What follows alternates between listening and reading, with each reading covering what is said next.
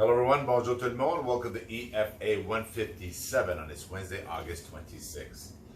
Growing old sucks. Okay, growing old sucks, and let's all be honest. Okay, but it's a reality. It's a reality. It's inevitable. You're heading down that path, whether you like to or not, right? And one of the intrinsic messages I talked about, that I prepared myself mentally for a couple of years where I was heading. I knew where I was heading, and I talked about this, and I talked about this on previous podcasts. But intrinsically, I knew where I was going. And one of the ingredients of the reasoning behind where I was going intrinsically and prepare myself mentally is because I was breaking apart. I was literally breaking apart, and I still feel the repercussions of the lifestyle that I live for 53 years of my life, right? And the accumulation, right, through incrementation, through consumption, through everything, and they know this for a fact that most medical conditions that you're subjected to today in your 50s, 60s, 70s, etc., came from your consumption and then the way you live for the last 20, 30 years of your life, right? It built up the accumulation of. It's like not taking care of your household, not taking care of your vehicles, not taking care of your equipment, not taking care of your business, not taking care of your family. If you don't take care of everything and anything, it falls apart. It breaks apart, it fragments, right? Same thing happens, right? So although growing old sucks, and it sucks, but it's a reality. It's a reality of life that we inevitably are going into, right?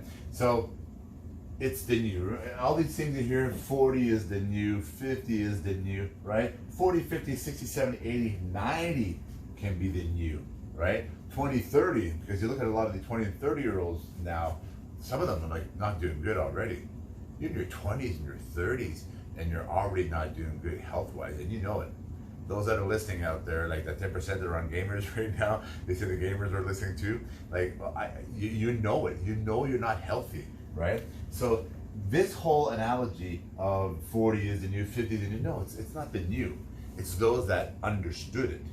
Those that understood it and understand it and live it and practice it in a lifestyle for a lifetime are the ones that are the new.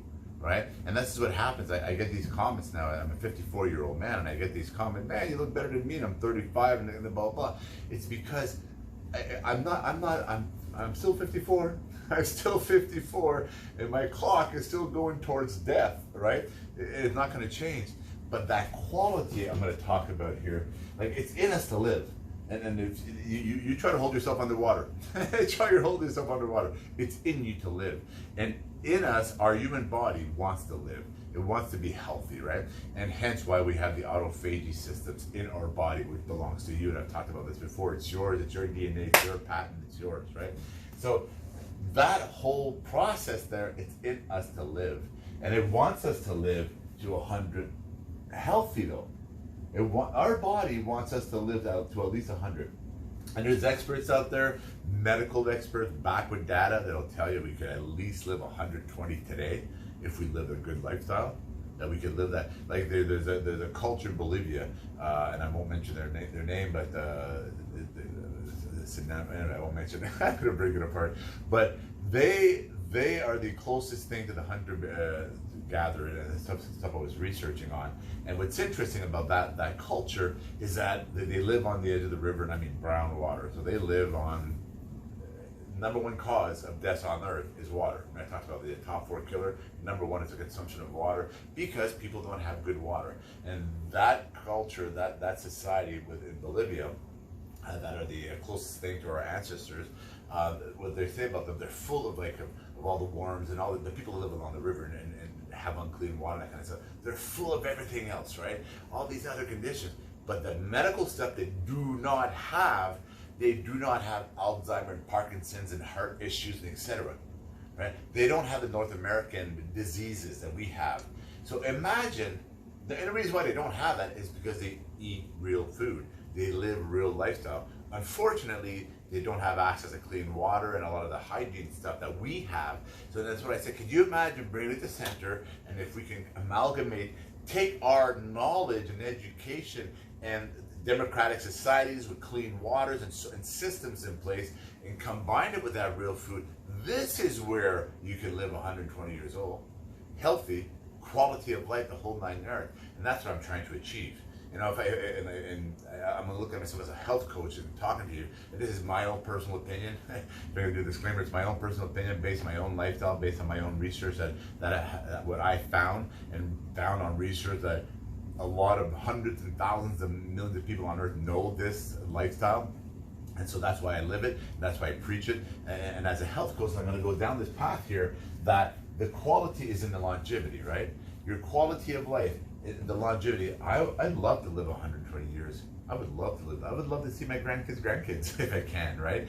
I would love to live 120 years. So, but if I can do that in that longevity, what's that quality? And this is why I do these podcasts. Right? This is why I reach out and I say, please subscribe, please add me to your list of listeners and podcasts, and I'll keep doing this because it's so strange that it's not part of our schooling system. It's not part of our day-to-day information out there, right? We can, like I said, we can cover our faces with masks. We can synchronize the world and the planet and everything for everything else, but we can't educate on this. We can, but there's no money behind it, right? So living 120 years, to me, if everybody lived this lifestyle, there'd be a hell of a change. You think we had a change now? There'd be drops in patient like required in hospitals and all these medical things linked to from your Alzheimer's, dementia, your Parkinson's, your diabetes, your gut diseases, your like everything from bowels all the way through, like the population in your healthcare system would just drop if everybody lived like this, right? But then your pensions, all these things come into play. So there's a system out there that we don't need this, right? We're good. We're good. We're clients to the system. Look at yourself as a barcode. We are clients to the system. But if you want to live a 100-year quality longevity life, and it's in us to live, and you agree that growing old does suck, like a lot of my aches and pains, and if I don't stretch, and if I don't do yoga, and if I don't do anything mobility, this morning I got up and I did some stretching. I got on a bike and I did it with 4K, like really at fast speed. I did that because I need that mobility in my body. Because if I don't do that, I'm looking to schedule myself a massage tomorrow, a good massage, an Ashiatsu. And the reason why I live that way now, and I think that because if I don't do it, I turn to stone. I literally turn to stone. Like I feel myself like turning to stone. So that's why the mobility, that's why the working on the muscle, that's why the stretching and the yoga and etc. and the massages, and that's why the intermittent fasting lifestyle. That's why paying attention to autophagy and only eating real food and drinking lots of my waters, my sparkling water, my natural waters, no flavors, no artificials, no like processed high sugar or carbs or anything. Like I just remove that from me. And I'm stuttering right now because I'm thinking about the complete life change that I did and how easy it was. And it appears that 95% of the population can't do it, or 99% of the population can't do it. And I have helped a lot of individuals, like I mean a lot. Almost daily now, people are reaching out to me and asking me, how can you help me with this? Can you help me friend with that? Daily, literally. Because, so I'm obviously doing something good.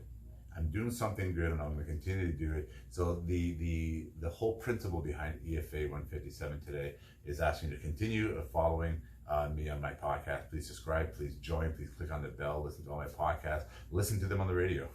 Like just don't even have to have just the conversation itself will educate you, right? So again, Guy Bourguignon, EFA157, and if you agree with me that growing old sucks, right? Follow my podcast, look at my previous podcast, and listen to what I have to say, and hopefully it will help you live a quality longevity life ahead of you, and maybe reach 120, and maybe we'll have a nice green tea together one day. All right, Guy Bourguignon, EFA157.